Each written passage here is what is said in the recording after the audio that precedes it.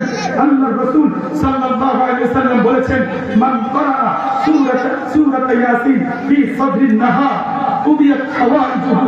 আল্লাহ নবী বিশ্বনবী জনাব রাসূলুল্লাহ সাল্লাল্লাহু আলাইহি ওয়াসাল্লাম বলেছেন যে ব্যক্তি দিনের শুরুতে সূরাত ইয়াসিন পাঠ করবে, আল্লাহ নবী বলেছেন ওই দিনের যত প্রয়োজন আছে সকল প্রয়োজন পুরো করে দিবেন কে? আল্লাহ। তাহলে ফজরের পরে যখন আমরা সূরাত ইয়াসিন পাঠ করব, আল্লাহ নবী বলেছেন ওই ব্যক্তির দিনের যত প্রয়োজন আছে সকল প্রয়োজন পূরণ করে।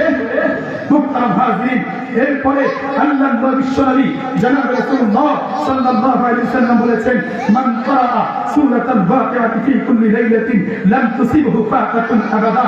আল্লাহ বিশ্বনবী জনাব রাসূলুল্লাহ সাল্লাল্লাহু আলাইহি ওয়াসাল্লাম বলেছেন যেই ব্যক্তি মাগরিবের পরে সূরাতুল ওয়াকিআ পাঠ করবে, আল্লাহ রাসূল বলেছেন দারিদ্রতা তাকে কখনো স্পর্শ করবে না।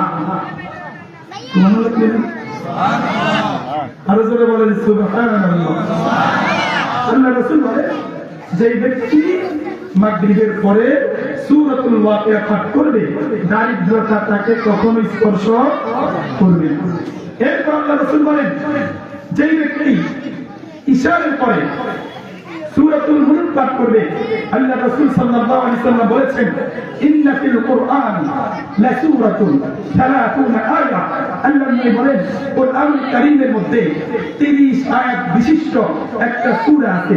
এই সূরাতে পাঠ করবে কিয়ামতের ময়দানে এই সূরায়ে মুলক ওই ব্যক্তির জন্য সুপারিশ করবে, বলবে রব্বুল আলামিন এ আমাকে প্রতিদিন পাঠ করেছে, আয় আল্লাহ আপনি তাকে maaf করে দেন, আল্লাহ আপনি কি করে দেন, মাফ করে দেন।